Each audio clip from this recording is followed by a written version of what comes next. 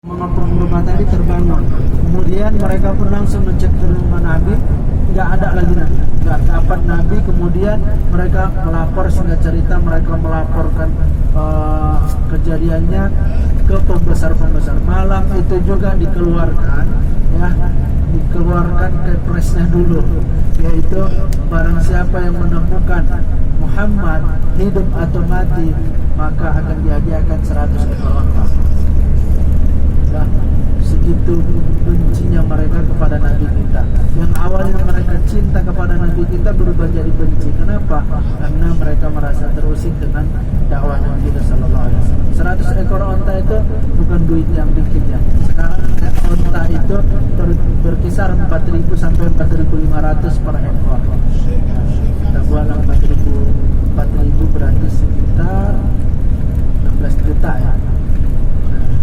16 juta berarti kalau 160 juta itulah dulu. Semua orang-orang Quraisy berbondong-bondong tergiur dengan hadiah Nabi, maka mereka pun mencari Nabi kita Sallallahu Alaihi Wasallam. Orang-orang yang ngepung tadi punya isyarat bahwasanya Nabi kita mengarah ke Jabal Nur. Mereka pun naik ke sana, akan tetapi disinilah Allah tolong hambanya lagi, yaitu sebelum mereka sampai, dalam sejarah itu dikatakan sarang laba-laba bersarang di guanya, di pintu gua, kemudian merpati bertelur di depan gua. Nah, sehingga mereka sampai di atas, mereka mendapatkan sarang laba-laba masih utuh. Ya, secara logika, kalau ada orang masuk, pastinya sarang laba-laba akan rusak. Ya nggak mungkin secepat itu laba-laba langsung buat, gitu kan? Kalau logikanya. Kemudian, kalaupun ada orang datang, merpati nggak akan betah di situ untuk bertelur. Pasti dia meninggalkan telurnya. Nah, dengan keyakinan seperti itu, mereka pun nggak ada orang dalam. Mereka pun turun tanpa mendapatkan hasil.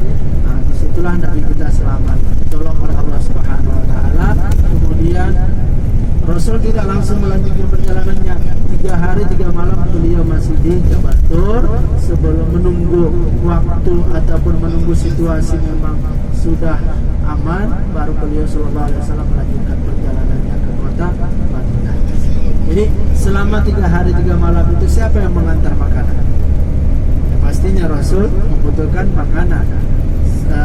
Abu Bakar membutuhkan makanan.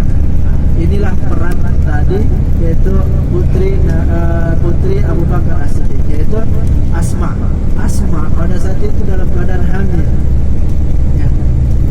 Hamil bukan, kalau dia nggak hamil oke lah gitu, enak naik ke atas.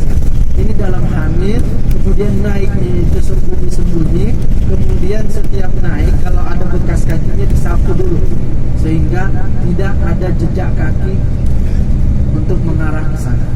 Nah, itulah perjuangan Asma binti Abi Bakar As-Siddiq dalam membantu dakwah Nabi kita Sallallahu Alaihi Wasallam. Ya, makanya ada beberapa sahabat itu memang Allah dan Rasul janjikan, yaitu dengan surga.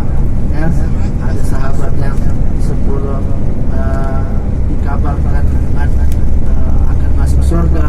Ya, ada sahabat-sahabat yang memang dapat fadilah syahid, itu gugur di medan perang, karena mereka memang betul-betul membela dan memperjuangkan agama Allah dan membela Nabi kita Sallallahu Alaihi Wasallam. Nah, jadi kita yang sekarang ini, Rasul juga nggak minta ya. Rasul itu akhir ayatnya cinta banget nama Nabi kita, nama ummati. Sudah ajal mendekat gitu, masih ummati ya, ummati.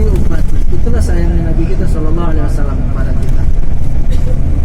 Kita kembali kepada kita, bagaimana kita sayangnya kepada Nabi Sallallahu Alaihi Wasallam, yaitu dengan mengerjakan segala perintahnya, melaksanakan sunnah-sunnahnya. Inilah bukti cinta kita kepada Nabi Sallallahu Alaihi Wasallam. Itulah dia sejarah singkat daripada Jabal Nur. Ya, Jabal Nur itu saksi nantinya bagaimana perjuangan Nabi kita Sallallahu Alaihi Wasallam. Oke, bapak-bapak dan ibu-ibu, Rahman dan Rasulullah yang memuliakan, kita akan menuju ke Arafah. Ya, Arafah itu adalah tempat berwukufnya para jemaah haji pada tanggal 9 Dzulhijjah. Insyaallah kita akan lihat bagaimana Arafah itu, bagaimana bentuk